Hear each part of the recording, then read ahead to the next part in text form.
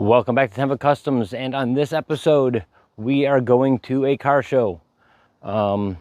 This is the 3rd or 4th annual JCH Memorial Car Show. It is a car show for my sister-in-law's late nephew. And if you want to look it up, I'll put a link down in the description so you can look up what it's about. But this is what we've got going on. We've got Andrew out here washing the Porsche. Got the Porsche out of the shop yesterday. The coil went bad, which we didn't realize, but the coil we put in there in one of the episodes was a standard like Jeep Ford coil, which has got a positive and a negative terminal, which I'm normally used to. And I think we burned it up because what we found out is that the Porsche uses a positive style coil. So both terminals on the coil have 12 volts to them, which I've never seen before. I don't know if one of them's a trigger or what, because it's got a distributor. I'm not quite sure why, if there's a high and a low, I was not sure. But once we put the new coil in, it fired right up and seems to be just fine. This thing is going to be on the list of cars to get painted.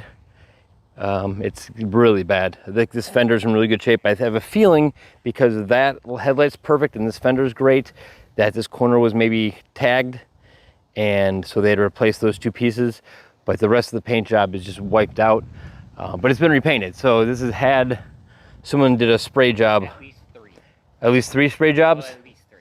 Yeah, so it's pretty rough. Like, you can see down in here, like the factory red's underneath this faded out red. So this is going to be on the list of things to get another basic paint job. We're not going to go crazy with it because he wants to keep it red, so we should be able to sand off the outer layers of paint and just tape off to the rockers and everything and just put a coat of paint on it, and it should look great again. And we've got a little bit of rust on the other side that we're dealing with. Sam's car, of course, is looking fantastic. He is, though, currently working on, he picked up some of those, I don't even know, spring compressor things you get from AutoZone or whatever. Actually, these are off of Kobe's, either off of the Skyline or off of the Stasia, I don't know which. And so he's now going to put them on there, on the Fiero, to try to shorten up this gap above the wheel wells. He's trying to find a set of good coilovers for it, but they're expensive for this car to get a set of coilovers. So, because he doesn't want to bring up that. The gap does look funny, I agree. That's a big gap between the tire and fender, so he's working on doing that.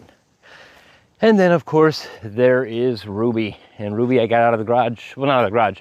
I drove for the first time since I've done all the steering and suspension work on it, which is all bolted in and done. So these links are all in, grade 8 bolts. Yeah, everything's bolted in tight, lock nuts, everything, grade 8. So drove it for the first time yesterday, and she drove fantastic. Hands off the steering wheel at like normal speeds just to see how it would drive. It tracked straight. Somehow I got it right. I don't know. The steering wheel is upside down still, so I have to fix that, which I don't know if I'll get to that today before the show. Car show's in a couple hours.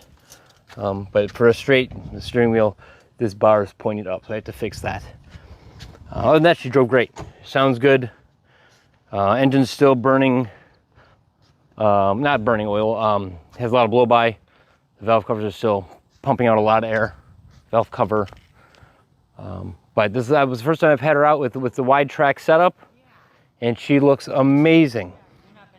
So, yeah, so these are the cars we're going to take to the car show tonight, and I'll shoot some more footage from the car show.